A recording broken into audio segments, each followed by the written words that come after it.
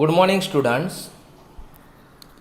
In last lecture, we study about light, reflection of light, laws of reflection, angle of incidence, angle of reflection. Okay. Then reflection by a plane mirror, spherical mirror, concave mirror, convex mirror.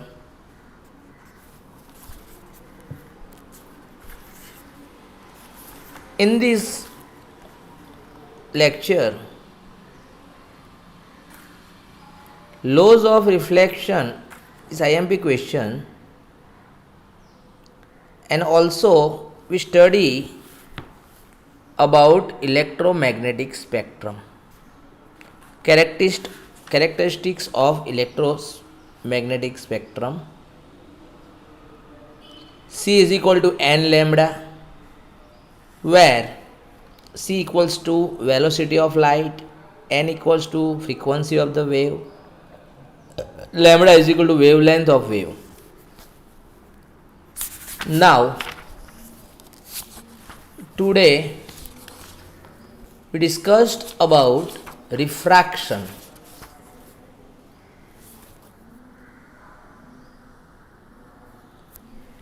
Refraction એટલે શું?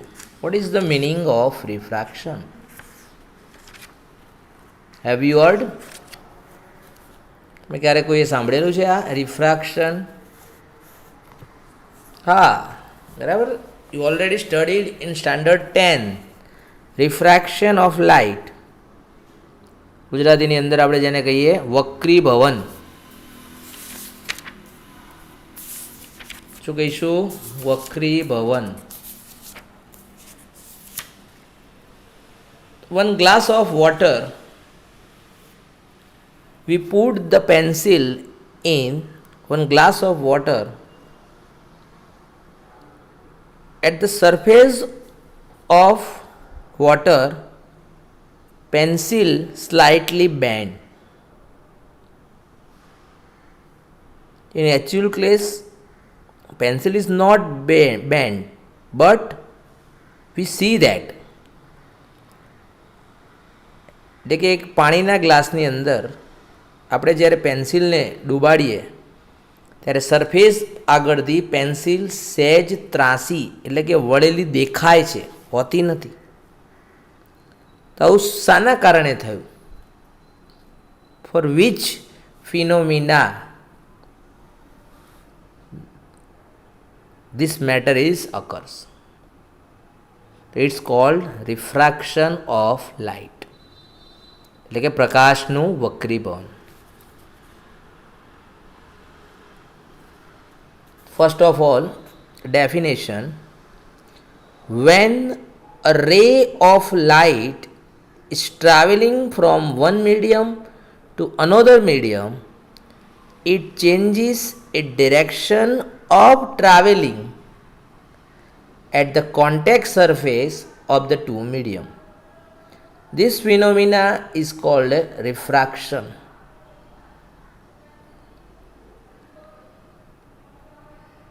When a ray of light, એટલે કે જે લાઇટનું રે છે, light ray is traveling from one medium to another medium. Here in this case air to water. One medium is air and another medium is water. It changes its direction of traveling at the contact surface. આપણે જોયું કે surface છે ત્યાંથી change band થાય છે, અને એને પણ કહીશું આપણે રિફ્રેક્શન.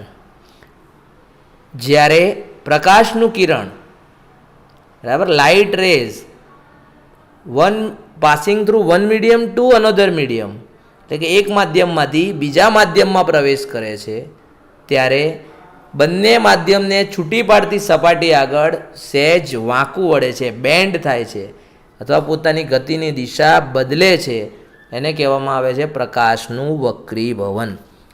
શેના કારણે થયું આ?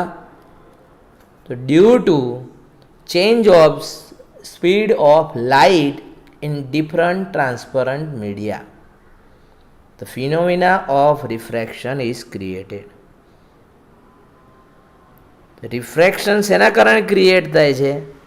તો change of speed of light in different transparent medium, એટલે કે લાઇટની સ્પીડ જુદી જુદી હોય છે, વોટરમાં જુદી હોય, એરમાં જુદી હોય, એના કારણે આ રિફ્રેક્શન થાય છે. નાવ સેકન્ડ, લોઝ ઓફ રિફ્રેક્શન, એટલે કે રિફ્રેક્શનના લોઝ, નિયમો. ફિગર જોઈએ. ફિગરની અંદર we pass the ray. First we incident, so this ray is called incident ray. Two medium are there. Upper side medium is air, next medium is glass. એટલે કે કાચનો લંઘન એક મૂક્યો છે, સ્લેબ ઓફ ગ્લાસ, બરાબર, glass slab મૂક્યો છે, અને એ સ્લેબની ઉપરની સાઈડ, બરાબર, આપણે પિનવાળો પ્રેક્ટિકલ પરફોર્મ કરેલો છે, બરાબર. આપણે કેલ્ક્યુલેશન પણ આવેલા, બે પિન ભરાવાની લાઇનની અંદર ડ્રો કરીને અને સામેની સાઈડથી એ પિન જોવાની, બરાબર, એવો એક પ્રેક્ટિકલ આવતો હતો. તો ફર્સ્ટ રે તમે ફિગરમાં જોઈ શકો છો કે ફર્સ્ટ ઉપરથી જે રે છે એને કહેવાય ઇન્સિડેન્ટ રે. એંગલ જે છે આઈ, જેને angle of incident,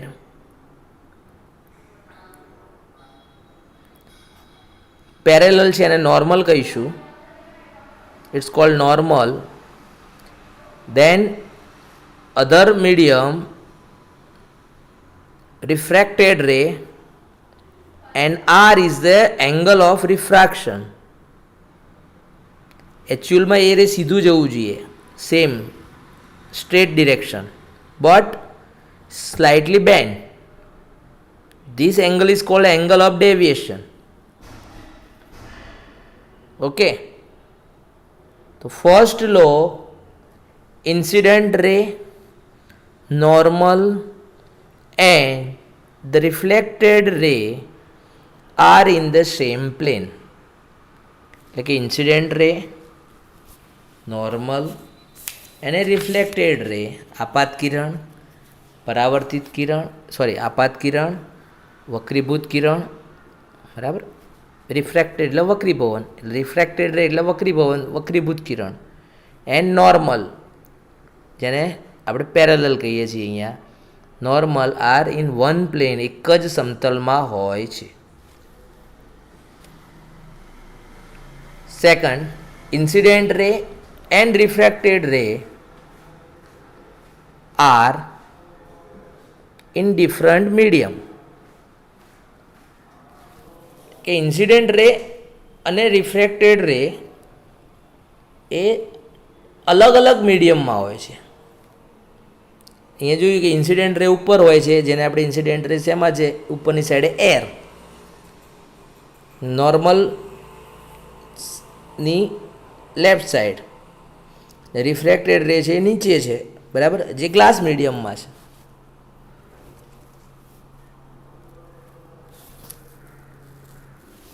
third row, ratio of sine of angle of incidence to sine of the angle of refraction is constant for the given two medium. It is termed as refractive index. એટલે કે ratio of sine of angle of incidence, sine I and sine R, ratio of sine A and sine R is equal to constant, અને એને કહેવાય refractive index, એટલે કે વક્રીભવનાંક. અને એ શેના ઉપર ડિપેન્ડેડ છે? It's also depends on velocity of light.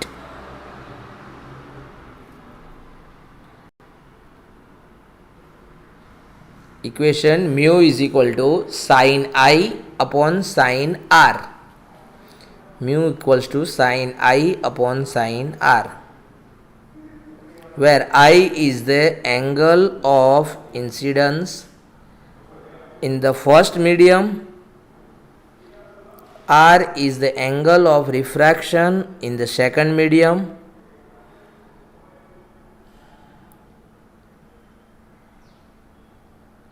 and mu is a constant number called the refractive index. Okay.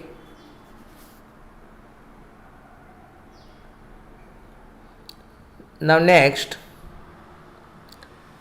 refractive index for a given medium can also be obtained by the ratio of speed of light in air to the speed of light in the given medium. So the equation mu equals to C by V. Equation is mu is equal to C by V.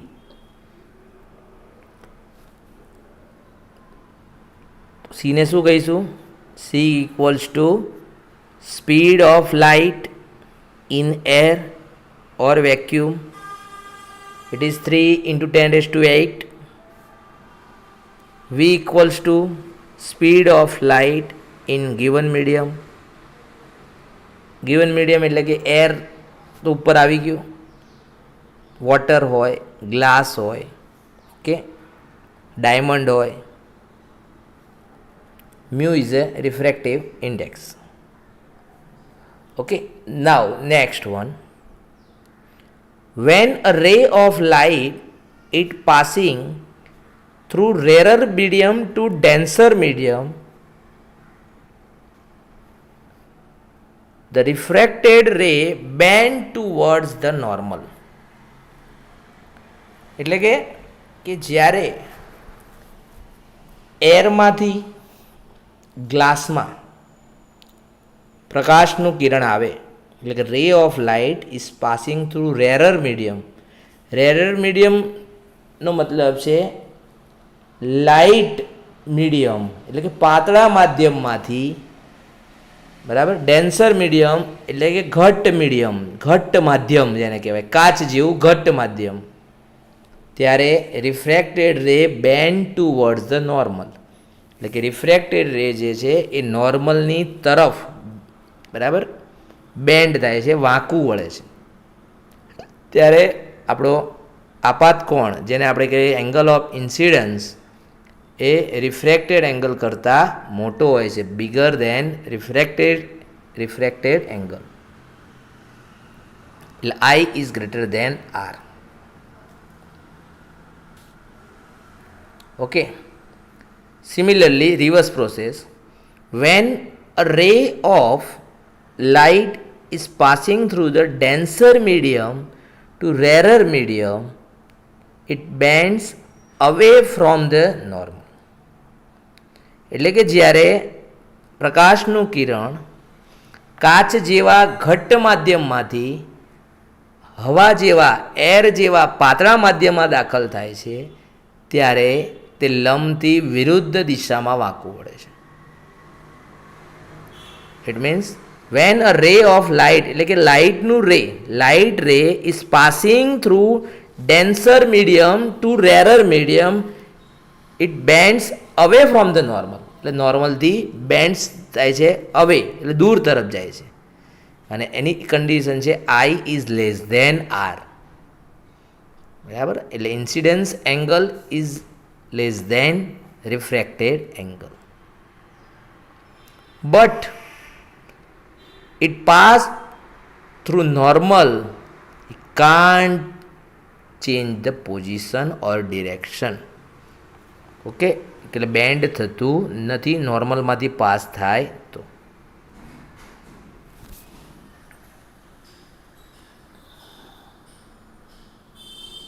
Okay, next, incident beam and refracted beam are on opposite sides of normal. એટલે કે incident beam incident જે કિરણ છે એને refracted, બંને એકબીજાની opposite side છે. નોર્મલથી પેલું એરમાં છે ને પેલું ગ્લાસમાં છે. When incident beam is normal direction it is not deviated. મેં જે કીધું એ કે વાંકું વળતું નથી, it passes in the same direction. Okay, now Snell's law. હવે આપણે આટલું ભણ્યા કે ભાઈ refraction of light and laws of refraction, એટલે કે પ્રકાશનું વક્રીભવન અને વક્રીભવનના નિયમો. અને એ નિયમોમાંથી વચ્ચે એક વસ્તુ આવી જેને સ્નેલ્સનો લો કહેવાય.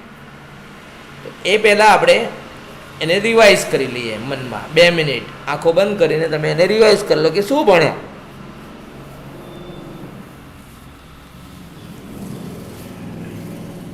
ફર્સ્ટ શું ભણ્યા, સેકન્ડ શું ભણ્યા, થર્ડ શું ભણ્યા, એ રિવાઇઝ કરીએ આપણે. લાસ્ટમાં આપણે રિવાઇઝ કરીશું. ઓકે, તો આપણે પહેલાં સ્નેલ્સનો લો આપણે ભણી લઈશું. The ratio of sine of the angle of incidence to the sine of the angle of refraction is constant for any two given medium and for given wavelength of light.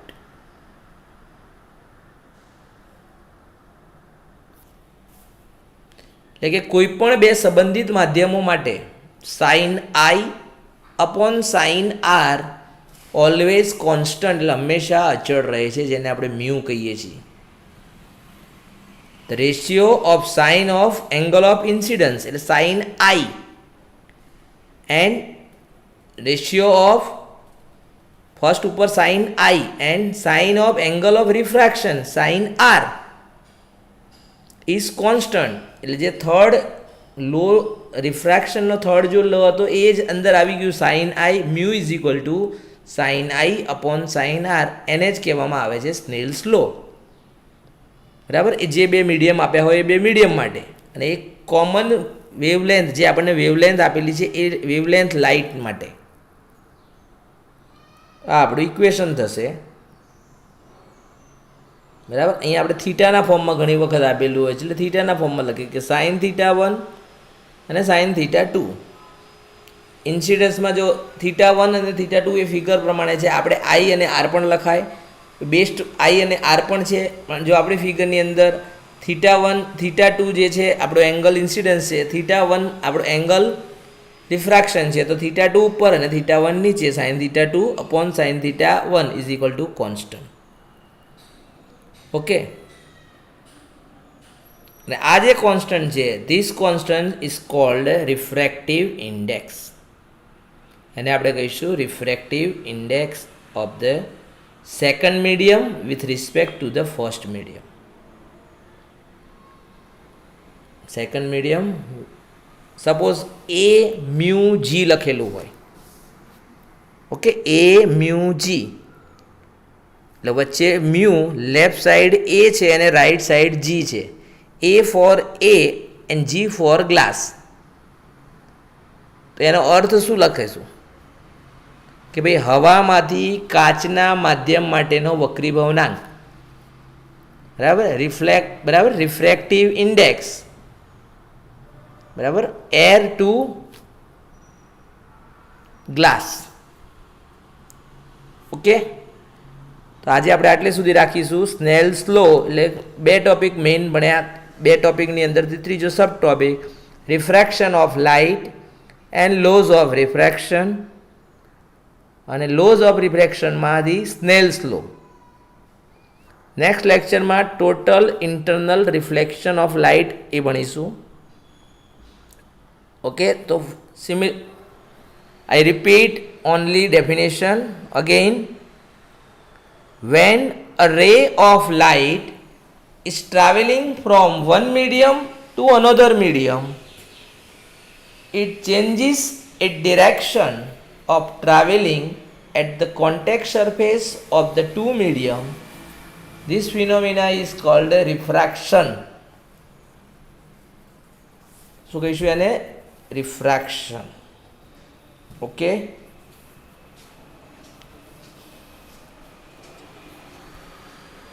Thank you very much.